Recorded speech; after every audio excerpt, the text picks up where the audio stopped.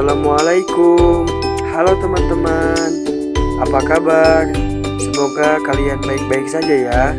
Bertemu lagi dengan saya Ramdhani Ardiansah dari kelas 12 MIPA 5. Dalam video kali ini saya akan melakukan penelitian mengenai pertumbuhan dan perkembangan pada tumbuhan.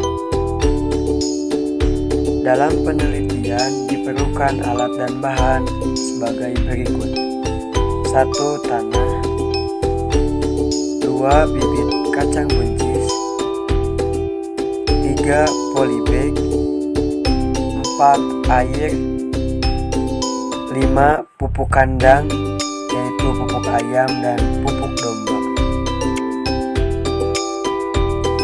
Nah, di sini saya akan melakukan penelitian mengenai pengaruh pupuk kandang terhadap pertumbuhan dan perkembangan tanaman kacang buncis. Adapun langkah-langkahnya yaitu sebagai berikut. Pertama-tama masukkan tanah ke dalam polybag dengan ketentuan 2 polybag diberi pupuk ayam, 2 polybag diberi pupuk domba, dan 2 polybag tanpa pupuk sebagai pengontrol. Setelah itu lalu masukkan bibit kacang buncis ke dalam tanah. Jangan terlalu dalam ya.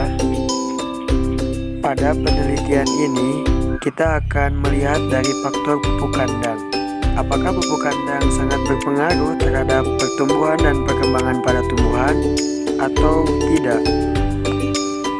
Nah, jadi saya menempatkan 6 polybag dengan pupuk yang berbeda itu di tempat yang sama-sama terbuka.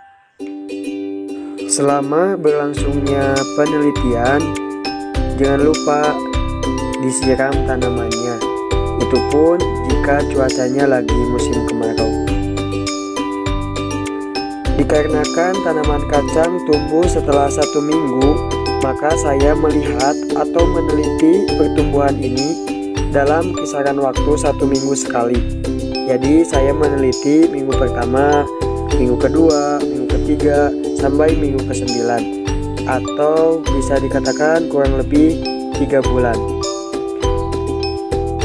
Selama dalam pertumbuhan, kacang buncis itu tumbuhnya merambat ke sebelah kanan, dan jikalau tertiup angin ke sebelah kiri, itu akan memperhambat atau memperlambat pertumbuhan pada tanaman tersebut.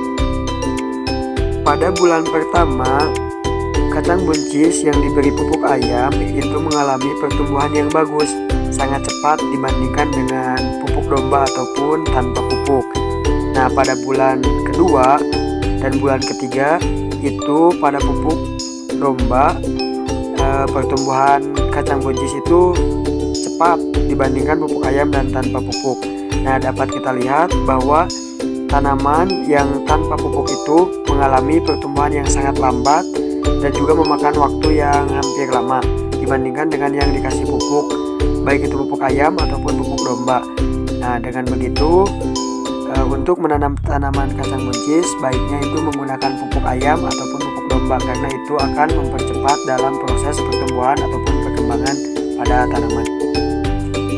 Nah, pada minggu ke-7 dapat kita lihat dalam video itu memiliki rambatan yang sangat tinggi dan juga memiliki daun-daun yang lebat dan sudah bercabang, lalu tumbuh bunga. Nah, bunga ini menandakan bahwa tanaman tersebut sudah mengalami perkembangan atau mengalami kedewasaan. Nah, dapat kita lihat di pupuk yang diberi pupuk ayam, yang diberi pupuk domba, itu sudah mengalami hal tersebut. Namun pada tanpa pupuk itu belum tumbuh bunga, sehingga pada minggu ke-7 itu dapat disimpulkan bahwa hanya pada pupuk ayam dan pupuk domba lah mengalami perkembangan yang sangat signifikan atau sangat bagus, karena mulai tumbuh bunga. Minggu berikutnya juga itu sudah siap dipanen. Kenapa sudah siap dipanen? Karena dapat kita lihat di video itu buahnya sudah terlihat sudah besar dan juga sudah banyak. Nah, daun-daunnya pun mulai berkuning. Nah, untuk kalian disarankan apabila tanamannya sudah mulai tumbuh agar tetap segar, hijau, maka tanaman tersebut harus diberi obat-obatan juga agar mendapatkan hasil yang memuaskan. Nah, seperti itu. Nah, di minggu ke-9 lah tanaman kacang buncis ini siap dipanen. Nah, jadi kita bisa lihat bahwa proses pertumbuhan tanaman kacang buncis ini merupakan proses pertumbuhan epigel, yang dimana pertumbuhan epigel yaitu kotiledonnya berada di atas permukaan tanah atau kotiledonnya terangkat ke permukaan tanah. Nah, inilah tabel hasil penelitian selama kurang lebih 3 bulan.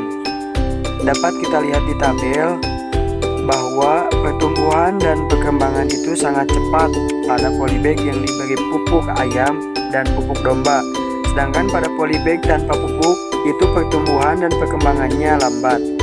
Nah, untuk lebih lanjut atau untuk lebih jelasnya saya tuangkan dalam laporan penelitian. Sekian dari saya, terima kasih.